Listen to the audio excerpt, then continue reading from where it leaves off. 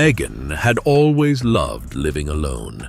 There was a certain peace in having her own space, coming and going as she pleased, never having to worry about noisy roommates or unexpected guests.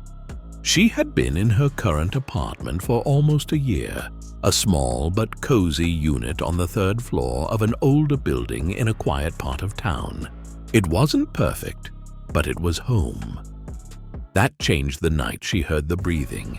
It was late, past midnight, and the apartment was silent except for the occasional creak of the old wooden floors. Megan had just turned off the TV and was lying in bed, scrolling through her phone when she noticed it, a faint rhythmic sound just above her. At first, she thought it was coming from outside. She held her breath and listened.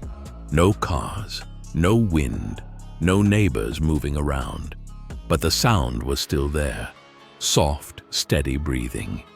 Her heart pounded as she slowly turned her head toward the ceiling vent near her bed. The sound was coming from inside the vent. Megan sat up, straining to listen.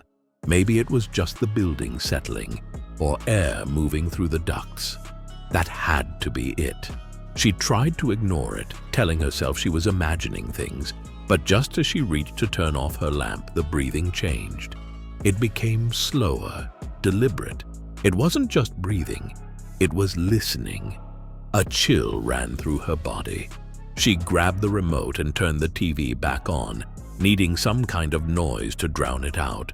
She didn't sleep much that night.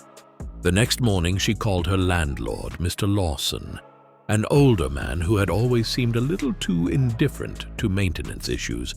She explained what she had heard, trying to keep her voice steady. He chuckled. "You're in an old building, sweetheart.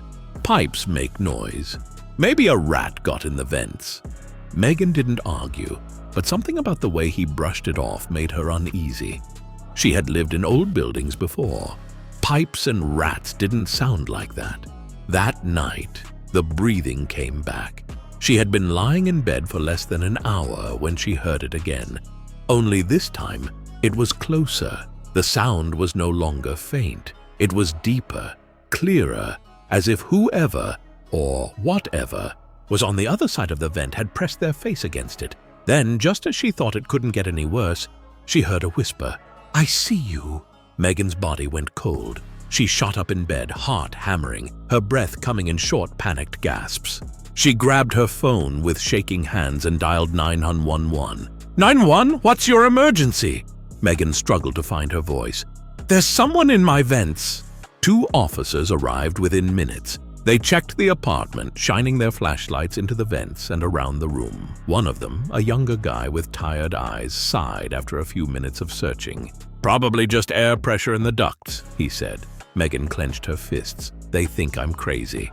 The second officer, an older man with graying hair, seemed to notice her frustration. He took a step back, scanning the room again.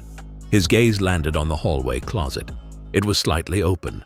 Megan hadn't touched it that night. The officer approached it cautiously, resting a hand on the door. He looked back at her. "Did you leave this open?" She shook her head, her stomach twisting into knots.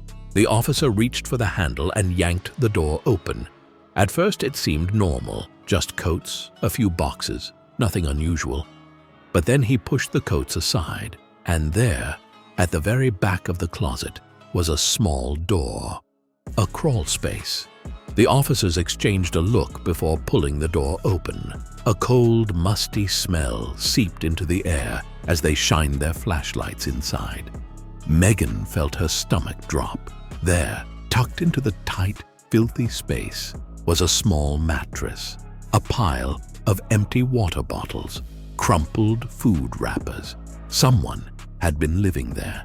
One of the officers reached down and picked up something near the mattress, a notebook.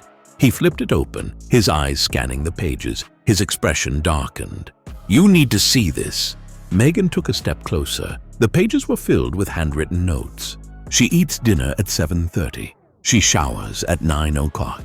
She sleeps facing the left side. Page after page, detailed notes about her daily life, her routines, her habits, even the nights she stayed up late. Then, near the back of the notebook, One sentence had been written over and over again in shaky, uneven handwriting. "She doesn't know I'm here." Megan's knees nearly buckled. She gripped the doorframe to keep herself upright, her whole body trembling. The officers swept the rest of the crawl space, but it was empty. Whoever had been living there was gone. She moved out the next morning. The police never found him. But sometimes, even in her new apartment, Megan swears she still hears it. The breathing, waiting, watching.